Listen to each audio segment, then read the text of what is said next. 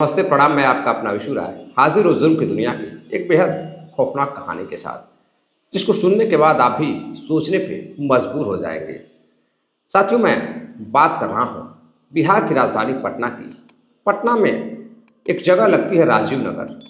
राजीव नगर से कुछ दूरी पर एक मंदिर रहता है। तारीख रहती है 12 अक्टूबर साल 2021। सुबह करीब 7 से 8 बज रहे थे। नवरात्र का महीना चल रहा था। माता रानी के दर्शन के लिए श्रद्धालु आ रहे थे, जा रहे थे। अब इधर तभी अचानक से गोलियों की आवाज़ सुनाई देती है। अब आसपास कुछ दूरी पर जो लोग मौजूद थे वह देखते हैं कि दो व्यक्ति बाइक से गोली मारकर एक महिला को भाग रहे हैं। शोर मचता है, आसपास के श्रद्धालु लोग भी जो मौजूद थे वो जाते हैं। पास में ही एक 12 साल की लड़की अपनी माँ के पास, जिसको गोली लगी थी, वो एक महिला थी, रोने लगती है, मेरी माँ को क्या हो गया। लड़की की उम्र 12 साल रहती है और जिसको गोली लगी थी उसकी उम्र 32 से 34 साल रहती है। अब इधर आसपास के लोग उस महिला को लेकर हॉस्पिटल जाते हैं और पुलिस को फ़ोन किया जाता है। मौका वारदात पर पुलिस भी पहुंचती है, फॉरेंसिक टीमें पहुंचती है, जांच पड़ताल शुरू होती है, आसपास के लोगों से पूछताछ होती है और उधर महिला को हॉस्पिटल रेफर कर दिया जाता है। जब हॉस्पिटल जाती है तो हॉस्पिटल में प्राथमिक उपचार करने के बाद महिला के शरीर के नीचे कई गोलियां लगी थी।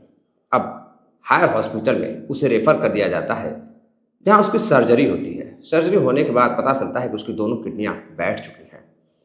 उसकी हालत काफ़ी नाजुक बनी हुई थी।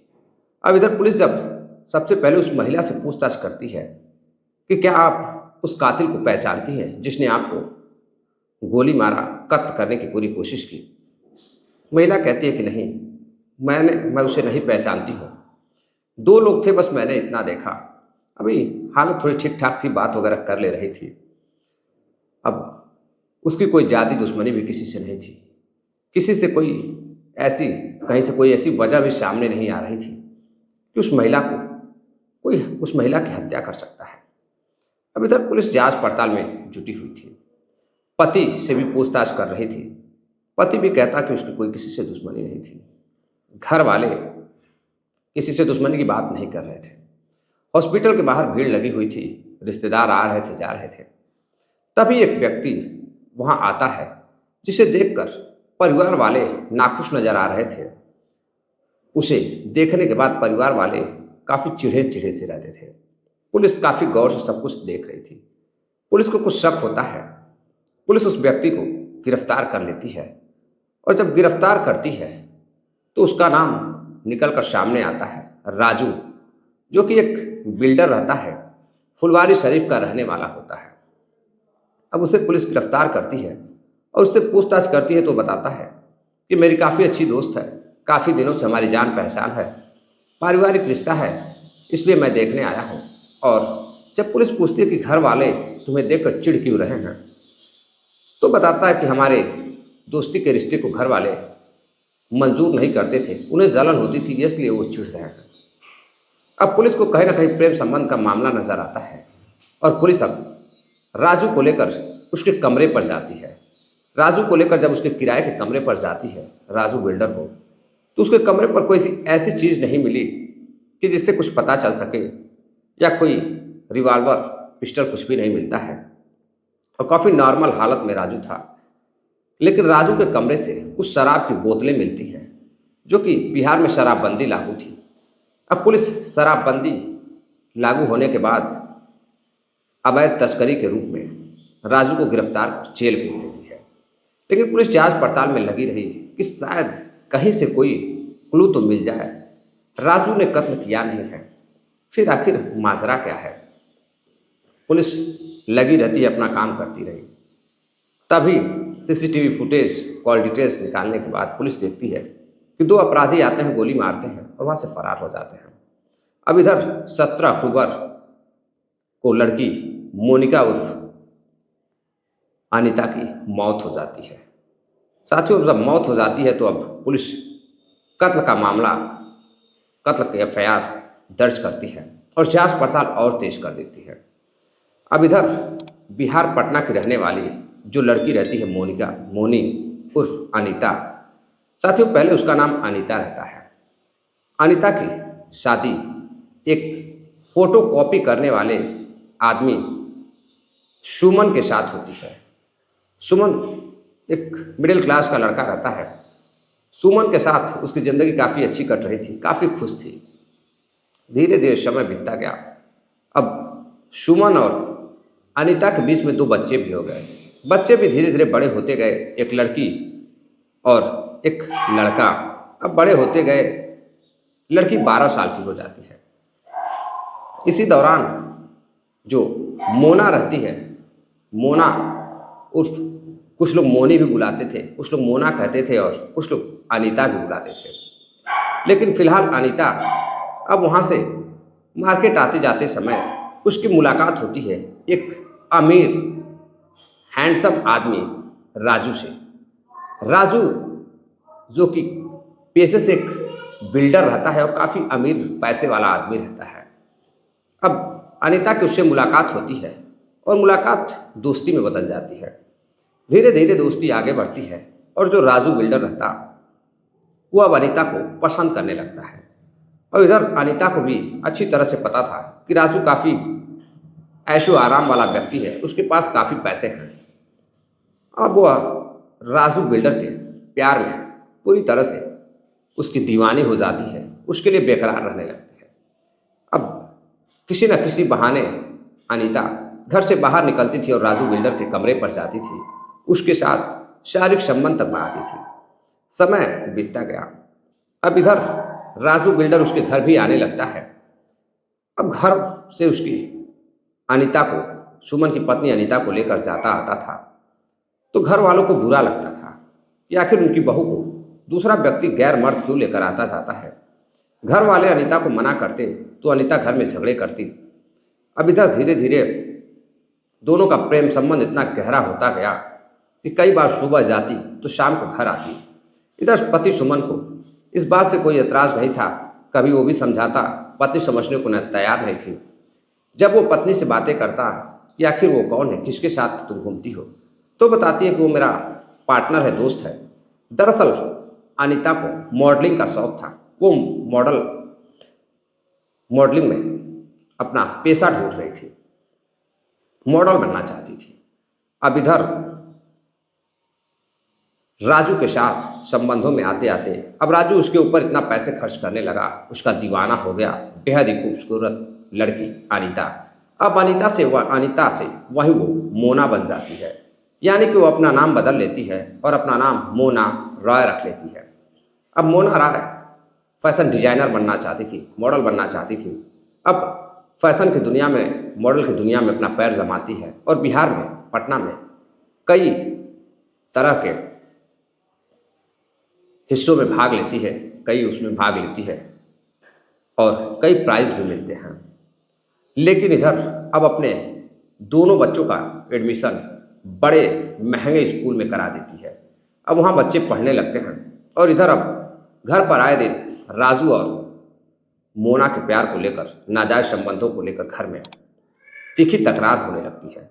अब इस तकरार को देखते हुए मोना अपने पति से कहती है, सुमन से, कि मुझे तुम्हारे घर नहीं रहना है, एक काम करो, यहाँ से कमरा बदल देते हैं, अब घर छोड़कर हम लोग यहाँ से शहर में चलते हैं। अब इधर सुमन भी तैयार हो जाता है और अपने पत्नी बच्चों को लेकर राजीव नगर के बिहार कॉलोनी में जाकर बस जाता है, एक फ्लैट लेता है। फ्लैट लेने के बाद अब सब कुछ ठीक ठाक चल रहा था, सब कुछ अच्छा था।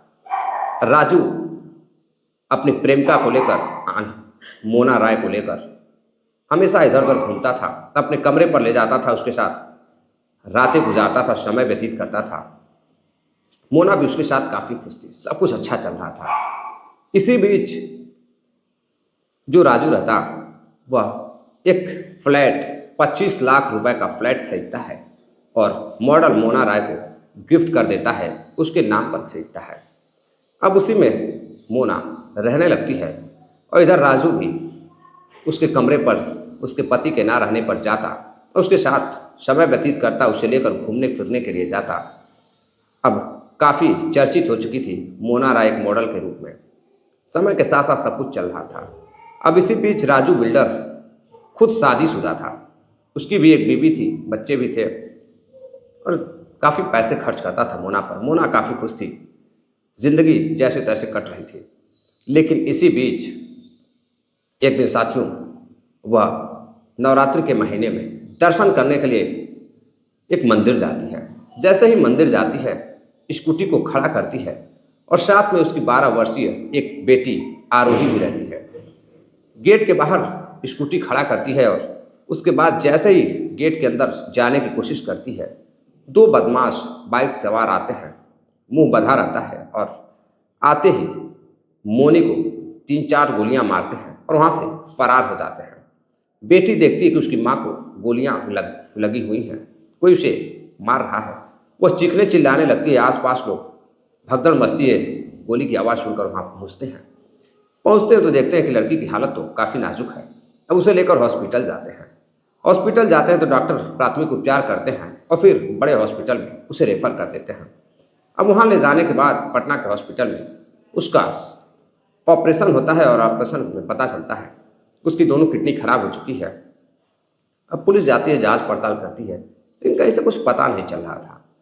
इधर हॉस्पिटल में एक व्यक्ति राजू बिल्डर जब सुनता है कि उसकी प्रेमिका को गोली लगी है तो भागता हुआ हॉस्पिटल पहुंचता है।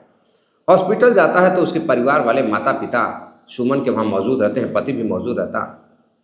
तो सबको शक रहता है कि कहीं हो ना हो राजू बिल्डर ने मरवाया होगा, लेकिन ऐसी कोई वजह सामने नहीं आ रही थी कि राजू बिल्डर उसे मरवा सके। आखिर कातिल कौन था? लोग जानना चाहते थे, घर परिवार, पति भी, पुलिस भी जानना चाहती थी कि कातिल है कौन, जब उसका कोई किसी से दुश्मनी नहीं है। राजू बिल्डर ने मरवाया नहीं तो मरवाया कौन?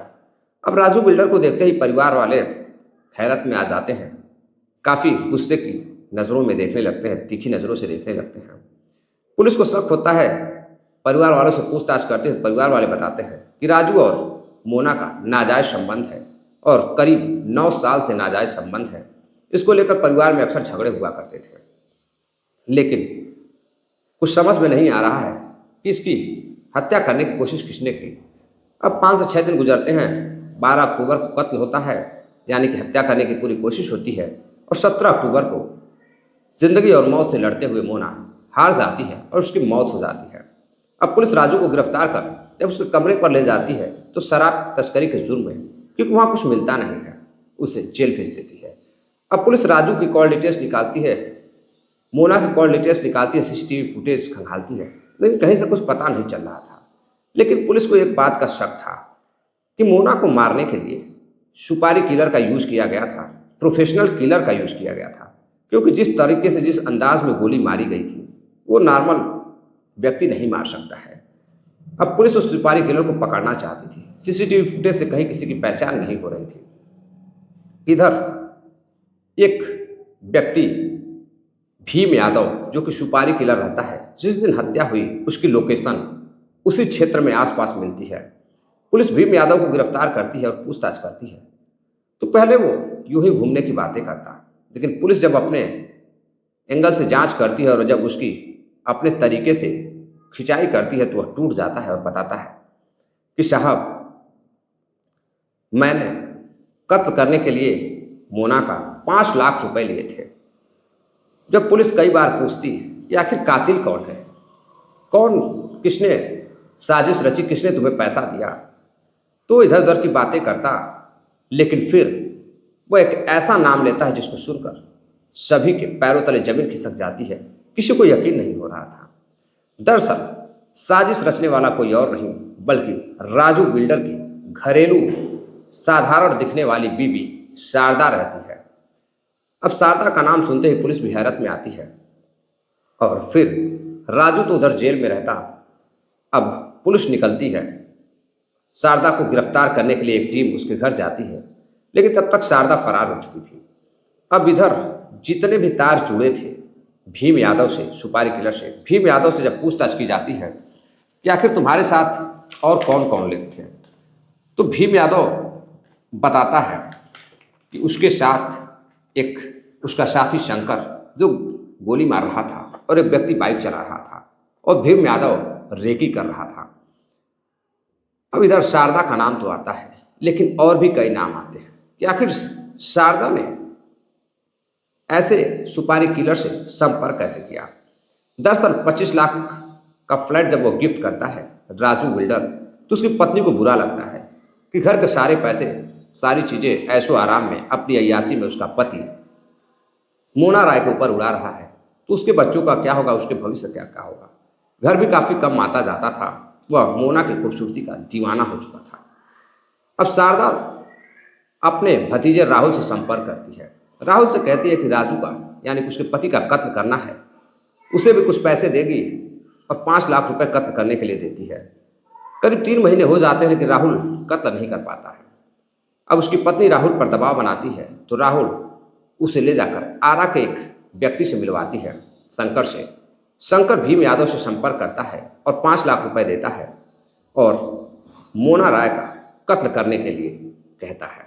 इधर भीम कई दिनों तक रेकी करता, वो कहाँ आती है कहाँ जाती है। फिर सही समय देखकर, नवरात्रि का महीना देखकर उस मोना राय की गोलियों से मारकर हत्या कर देता है। अब इधर साथियों पुलिस तीनों को गिरफ्तार करती है, जेल भेज देती है, लेकिन कत्ल के कई साल बीत जाते हैं।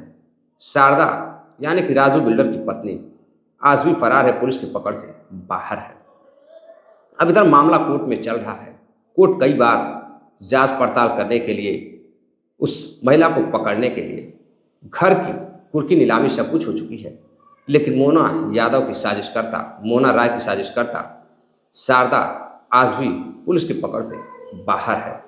साथियों इस कहानी को सुनाने का उद्देश्य आपको जागरूक करना है, किसी को हैरान करना या परेशान करना नहीं है। यह एक चर्चित केस था, मैंने सोचा कि आपको भी सुनना चाहिए, क्योंकि जल्द ही कोर्ट ने आदेश दिया है कि जल्द से जल्द फिर शारदा को गिरफ्तार किया जाए। आखिर पुलिस कहाँ है, शारदा क्यों नहीं मिल रही है, कुछ पता नहीं चल रहा है। तो ये थी पूरी कहानी। साथियों मिलते हैं एक और नई कहानी के साथ, तब तक के लिए इस वीडियो को शेयर करिएगा, वीडियो को लाइक करिएगा, क्योंकि आपके लाइक और शेयर की बदौलत ही मैं आज आपके सामने मौजूद हूँ। तो मिलते हैं एक और नई कहानी के साथ, तब तक के लिए अपना प्यार दीजिएगा, ख्याल रखिएगा। जय हिंद, नमस्कार।